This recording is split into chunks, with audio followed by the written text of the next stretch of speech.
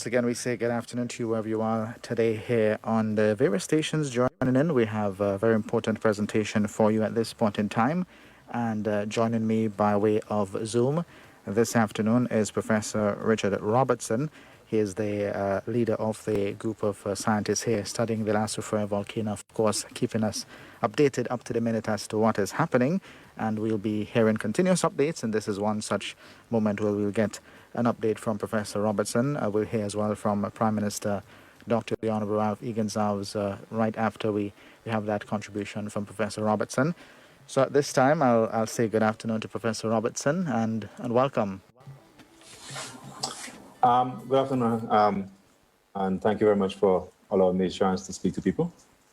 All right, Professor Robertson, we've had some increase in activity, particularly this afternoon, and persons have taken to social media to share pictures and videos, and clearly there's more activity at Soufriere. Can you give us an update as to what is happening? Yes, well, essentially you have ongoing explosive eruption, and an ongoing explosive eruption means that there will be periods during which there would be significant output of plumes of ash rising above the volcano. And essentially, this morning we had one that started about, in terms of the plume being visible, it started about 8:41. We actually saw the signal a little bit before that. And then it went on for a little bit. The signal went on for about 40 minutes. People saw it for, and then, the tremoring associated with it continued for a little bit longer. And it went, a bit quiet, but it's not really completely quiet anymore, this volcano. It continued to emit some steam and ash and stuff like that, but not in a very vigorous way. But then at about 2:45 this afternoon, it started pulsing again. And that the pulsing that started then actually went on for a little bit longer, and it involved a number of, it's difficult to call them explosions really. It was more like a continuous pulsing of ash, gas, and steam above from the volcano. And those progressively fed each other and got larger and larger. I believe the current estimate of how high the plume actually got is up to, I believe the aviation authority said is up to about 51,000 feet. So that one was higher than the one this morning, which I think went up to about 29,000. That kind of activity is expected. It's again, we now in a sort of in-between period where the emission is not so vigorous. The activity is a little bit quieter. It's spraying ash and gas and steam still, but not as vigorous. What people need to understand is what essentially happened this morning. As you know, a dome was growing all the time, and it took a little while for fresh magma to come through. Fresh magma has now come through, and it burst through and came out basically this morning. So the volcano has now cleared and opening a pathway for fresh gas-rich magma to get to the surface. And once that is the case, there is nothing that will stop it from time to time to build up sufficient pressure beyond which it will then start jetting ash and steam when it's small explosions. There's a lot of rock there for it to break up, with all the domes that's there, the 79 dome, the current dome, as well as, remember I said it reamed out the top. So there is now a pathway for that magma that is coming from deep in the surface of the earth as fresh, gas-rich, to keep going. The kind of activity that I saw this afternoon was closer to a discrete single explosion and more, as I said, like continuous jetting of ash. That's closer to a kind of eruption the Soufriere has been capable of, where it produces very high plumes and ash goes into the air for significant time. It hasn't so far, from what we can see, produced these flows that go down the mountainside. These flows where the column collapses on itself and goes down the mountainside. We don't have any evidence that it's done that yet. That's all that's possible. But certainly it has produced a lot of ash. And therefore, I think when I was speaking to various persons today, including the Prime Minister, when he asked for a briefing, I was making a point that people need to probably, everybody in this need to be more aware of what the volcanic ash is, because even if you've been evacuated, it's possible for the ash to get to you. The ash is essentially fine fragments of rock. The same rock that the volcano produces all the mountains we have in St. Vincent, that same rock is now being pulverized, broken up into smaller pieces. So it's coming out like what we call ash. It's not ash. Don't get confused. It's not ash like the coals in your stove, like when you have a coal pit and the ash. It's not that fine powdery stuff. It's not only that. There's some of that, but some of it could be like the sand that's on the beach. That sand that we have all over the city, black sand, that is essentially largely from volcanic ash. So it has various different sizes. What you tend to find is that as you move away from the volcano, the size of the particles will become finer. So you'll find more dust and powder sort of falling in areas further away. While if you're on the volcano, if you say on the volcano itself, anyway, in the eastern flank, western flank, you'll find something that's more gritty. While if you are further away, like in Kingstown, you'd find something that's powdery. So the ash is variable in its size. Its composition is really fragments of rock. It's very strong. It probably would be rich in silica, and it would be coated in sulfur smelling gases. You might smell it. It might have a smell, and it might be slightly acidic. Therefore, if you add it to water, say, it might be causing water to become acidic. But the key thing is to try to deal with avoiding the ash getting into places that don't want to get into it. So we have to get into a habit now, in a sense that when you hear about an explosion or you see a plume, when you're sitting down in the south and you see it going up in the air, and it really looks amazing. I think most people would see now. But bear in mind that at some point that plume is going to spread out, and after a while the atmosphere that's holding it up can't sustain it, and it will fall down to the ground. So prepare yourself for when it starts falling. So you have to close up your well, first of all, you shouldn't panic, because it's just fine particles of rock, really. So you stay calm, don't panic, stay indoors. If you're outside, seek shelter. You don't want to be in the ash, right? You want to make sure you close up even before the ash comes. You want to make sure you close your doors, place damp towels on doorways and thresholds. You want to stop that fine particle from getting in your house. And I tell you, if you're in the south and it comes to the south, the particles are really going to be fine. It means that you're locking up when you think it's going to come, lock up every place. You don't want to get in. Because once you get in, you tend to find that it forms a coating of fine dust all over the house, more or less. And that sticks around for a little while. It goes on the ground and it gets remobilized by cars passing. So lock up. If you're in it, then you need to cover your face with some sort of mask. A dust mask is ideal, but the mask that we use for COVID could also work. If you have a damp cloth, you want to not breathe it in and avoid doing that. So essentially, I'm saying that there's a lot of information out there about what to do with volcanic ash. It's not going to cause you to sort of die, but it could cause you serious health. It could give you health problems. If you're prone to respiratory problems, it's fine. Basically, it's just like breathing in fine dust particles, which is not good for you generally. So you want to avoid that, and you want to avoid it getting into spaces that you're going to live in. So don't get into your house, don't get into places. So close things up. So you need to prepare for that kind of activity in the coming days, in the coming weeks, and therefore, while you could watch the plume from a safe distance, be prepared for when the ash comes to make sure that it doesn't disrupt you so much. And there's lots of information, as I said. I recommend that you go to the internet. There's an international organization called the International Volcanic Ash Hazard Network that has lots of information out there about the ash. Educate yourself. I think I've heard Nemo sending out messages about what you should do or what you should not do during ash. Use that information so that you would not be too much put into distress or harm if and when the ash comes. I think that's a key point I'd like to leave with people.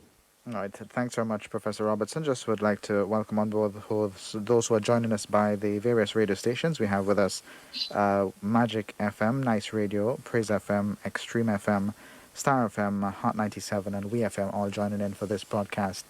Professor Robertson, you mentioned the ash plume going up into the atmosphere and falling back.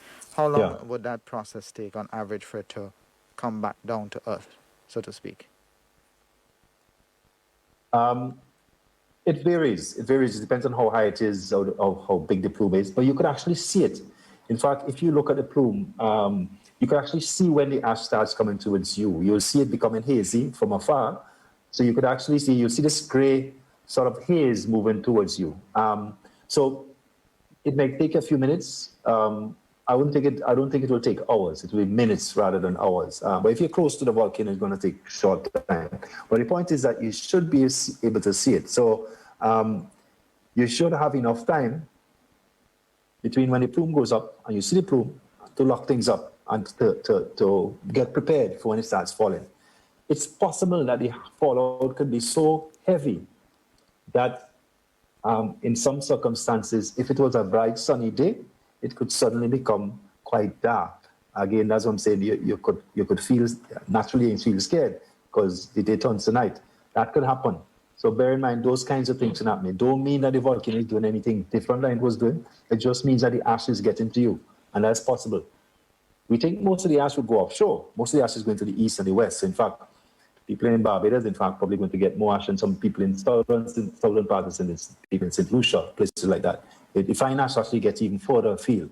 The fine ash from 1902 went as far as Jamaica and went as far as South America. So that's how far it could go. Ash in volcanic, in some volcanoes, when they really have big explosions, the ash circles the globe entirely, the fine ash. That's how much they get. Once they get into the atmosphere, they just float along and keep going until they fall back to the ground.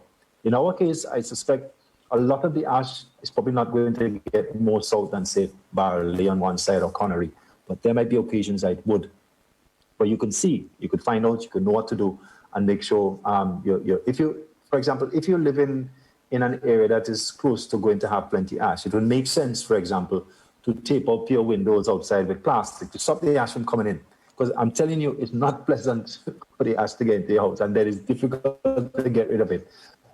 So, for example, if you have heavy ashfall, if you're outside and you're coming inside your house, you don't want to bring all that ash outside. So take off your shoes that are full with the ash and your clothes and stuff like that, and then come inside. You want to stop it from coming inside because it's so fine, it gets remobilized and things like that. So I'm just saying, prepare for that. The other thing that you want to do is that you want to clean it away as it happens, because remember, we might have periods of explosive activity over the next few days. So therefore, one set of ashfall might happen, and if you don't get rid of it, another set might come. And if you don't get rid of it, another set comes, and it just builds on each other. And what happens with the ash is that it gets, if the deposit gets thick, and even if it doesn't get thick, when you mix water with this ash, it becomes, and it dries out, it then becomes something like a wet cement. It actually gets very, very hard. And then getting rid of it after it's hardened is more difficult. So when it's soft and loose and it just fell, use water. I mean, you don't want to, if you're going to sweep it out, put on a dust mask to protect yourself. Get it off your roof if you can. Get it off your porch. Get it away from the house. Drive it away so that when the next one comes, it doesn't accumulate and produce a problem. I'm just saying that people need to get in their head now. That's kind of what we're into for the next couple of weeks. This kind of ash problem, which is not pleasant, but it's a reality of life in Zimbabwe at this point in time when super erupting like this. All right, and before we go across to the Prime Minister, as it relates to lava flow and the concern there, I know we're into the explosive stage now. Do you have any concern regarding this being an issue going forward? Right. So, I mean, I don't know what people mean by lava flow. For me as a geologist, when I say lava flow, I mean a moving mass of essentially something like liquid rock, a moving mass of rock. And sometimes it can be very fast. Like if people think of the Icelandic eruption or Hawaiian lavas, those are lava flows. Our volcano, in its current lifestyle way of operating, don't produce lava flows. It simply doesn't, because of the fact that the magma is so sticky, and as soon as it comes out, it stops itself. That's why it produces a dome, a rounded shaped mass of rock that doesn't flow. Right? So I don't expect to see any lava flows. Firstly, what I'd expect to see is more, in this period of eruption, more explosive or venting episodes with lots of ash being produced. And sometimes you might have flows of material down the mountainside, but these we wouldn't call lava flows. We'll call them pyroclastic flows or gravity currents or density currents. Essentially, they are material which, instead of going up in the air and getting caught up in the plume, they fall back to the ground. It's a bit like when the volcano erupts, and instead of it having enough energy to carry this material up in the air, it starts carrying it up, and it doesn't have the energy, and it just falls back on itself. And that same hot material falls back and goes down the mountainside. And these density currents, or these pyroclastic flows, or the French call it noir dons, these are some of the most dangerous things from our volcanoes. And that's, in fact, one of the reasons that you would move people off of the volcano itself. I would not be surprised to see those happening. These will tend to be mainly down the river valleys. So places like the Rabaca, the Walebu and Roseau and all those Laracai, Balen, all those river valleys that drain the volcano, those could have pyroclastic or density currents coming down them. And they would destroy everything in their paths. They would bulldoze things out of the way. They would cause fires. They produce deposits. Those shouldn't cause any harm to people because nobody should be there now, right? Because we've asked that people move. And if you're in those areas, if you're north of the Rabaca River, with this volcano erupting like that, that's an extremely bad idea. If you're in those areas that are supposed to be evacuated, that's a bad idea because some of those same things I'm talking about and also very thick ashfall could affect you. If you like living in ash, you could stay in those areas. If you like living without ash, move from those areas. If you like living full stop, you should move from those areas. So that's what I would expect. In terms of lava flows, no lava flows, but density currents or pyroclastic flows, that's definitely possible. Thank you very much, Professor Robertson, for bringing us up to date as to what is happening and making sure that we know the correct term there, the pyroclastic flows, and not necessarily lava flows as we commonly refer to it. We welcome on board Boom FM, who's also joining the broadcast. Prime Minister is here with us as well. Good afternoon to you, Prime Minister.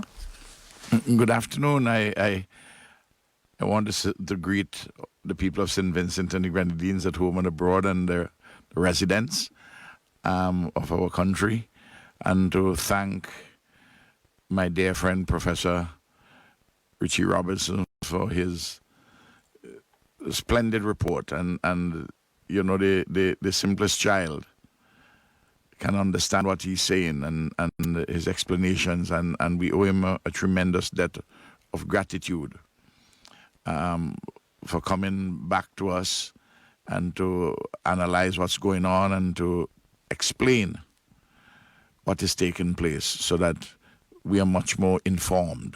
And I want to thank him very much. I think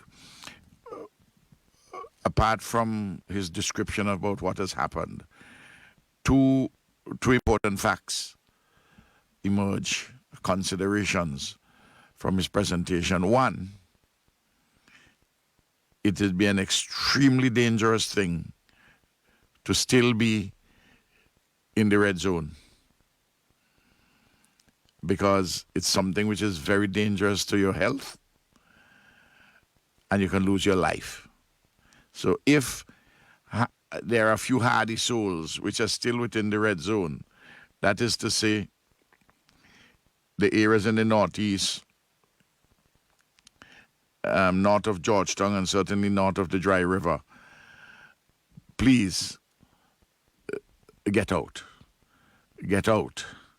And the second thing, which is important for everybody, all the way down to Connery on the northeastern side, as he says, and down to Barley on the western side, that you have to close up your doors and close up your windows. Don't allow the ash to get inside. And where the ash is gathered, get rid of it right away, because you don't want it to come into your house. And if you're leaving the area, try as best as possible, close it tight, and maybe if you can seal it, if you have any tape or anything like that. I think those are important practical things that he has spoken to us about.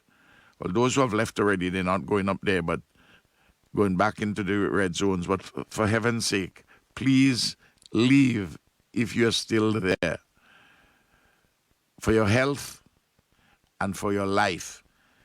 We have lots of shelters which can accommodate you. We have hotel rooms and guest house rooms in which we can put you. Please listen to what Professor Robertson is saying and clean up the ash as the ash falls. I listened to him very carefully. He said that the most of it he expects to go out to sea and would reach even as far as Barbados. And that places in Barbados may get it more than here in St. Vincent. Of course, as he points out, the wind will take it once it gets into the atmosphere and it moves around. So I think those are important pieces of advice and information and facts from a scientist, not just opinion. These are things which he has observed, and he has brought his wealth of knowledge and experience to bear, and I want to thank him very much. For my part, I want to say that the National Emergency Management Organization is hard at work, manning the shelters, all the volunteers and everybody who is involved in the district committees. And I ask, again, always for patience and calm of persons in the shelters. I ask for discipline by all of our people, orderliness. Let us not have confusion and dissension.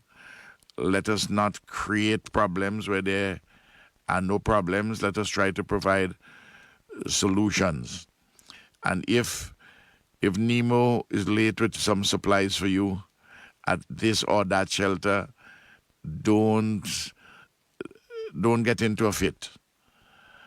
Just take it with a patience and a calm. They'll be on their way. I happen to know that Nemo has been making arrangements and the cabinet secretary has been helping, and other staff members who have been drafted in to assist. They're trying to see if they can get the better arrangements with some catering and the like for some of the days which are coming up. And in any event, supplies are constantly flowing. I'm talking about supplies of food and water and the like. And if there is a problem, just go to the shelter manager. The shelter manager will call Nemo and there would be a solution. The point about it is this: the shelter is not your home. It's already a real problem. It's a dislocation, not brought about by anybody. That's come from nature. I want to say this. I want to encourage persons inside of the shelters. Please follow the protocols in respect to COVID. Don't wear the mask underneath your chin. Cover your nose and your mouth. Hand sanitize. Keep, as far as practicable, physical distancing. And the Health Services Subcommittee of NEMO, they're wrong, the health personnel, asking you to take the vaccine. Take the COVID vaccine. It is for your good. It is for your health. In any event, the hotels, we have about 800 rooms, and it could be more. I've asked for them to get as many more as is possible. We want to see the elderly persons. We want to see some with families, children, young children, people who maybe have some disabilities to go inside of the guest houses, hotels, and the like. The point is this, though: the hotels and guest houses have been advised and insisting that when you come there, you take the vaccine. It's let us all cooperate with one another. Similarly, the cruise ships are wrong. I've indicated to them that in accordance with what Grenada and Antigua and Dominica have said, they're preparing places so if Vincentians want to go to them. I'm talking about accommodation like on the university campus at St. George's, or guest houses or hotels too. But again, to go on the ships, you have to take the vaccine, and then they wouldn't allow you to enter the countries unless you have the vaccine. Again, COVID is this is at the time of COVID, and we have to protect each other's health. I've been in touch with lots of agencies and lots of entities across the region and the world, and I'm doing more on an organized basis, taking up a lot of time, as you could appreciate. I would have wished to have gone to the shelters today, but I haven't been able to get away from the office. I will try my best to see if I can get there sometime today. When I leave here, I'm going to pass and show my face up by Nemo to see if everything is going well. I've been in touch with everybody. But I want to say something which has touched me greatly, and today moved me to tears. And every time I think about it, it brings an emotion in me. That is to say, the way in which our own people have opened their doors to their families and to their friends, working people who may not have even a lot of space. Sometimes they're taking in people whom they don't even know. Somebody say, well, I know somebody, he's a good boy, he's a good lady, and it is so heartwarming, and that people in Grenada and in Dominica and in Barbados, in Antigua, calling in on the radios and say, look, we are in solidarity with St. Vincent and the Grenadines, and if anybody wants to come and to spend, the period of time at our house, as I say, is that on this dangerous road to Jericho, the Levite may pass, the priest may pass, but the Good Samaritan cleans the wound, bandages the wound, takes that person to the inn. It is the kindness and the solidarity and the good neighborliness. It is as told in the New Testament. It is so heartwarming. It is difficult for me not to be emotional about it, and this Caribbean family has been brought so much closer. I mean, as I was coming here, Chester Humphrey from Grenada, who is president of the Senate, trade union leader, he says that they have opened a registry because people have been making calls so much to see if they will take persons. I mean, people who want to take persons. This morning, the Prime Minister of St. Lucia talking to me about the same thing. He said, as soon as dawn broke this morning, he said Tyrone Maynard was on the phone to me. Tyrone Maynard is the leader of one of the largest unions in St. Lucia. Says that he and his membership are open to taking their Vincentian brothers and sisters. Now, how can you help not be moved by that? There's a lady in Glen who is a working class woman. She has an extra little space. So, I could somebody can come there, and a number of persons who have moved out from the area before I declared the alert and before I declared the evacuation yesterday, who had moved already, and several who have come since last night, have gone into people's private homes and their friends and their families and the like.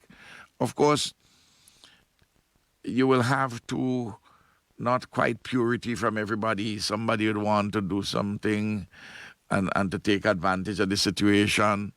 But let's not dwell on that. And those are few and far between towards this great outpouring of love.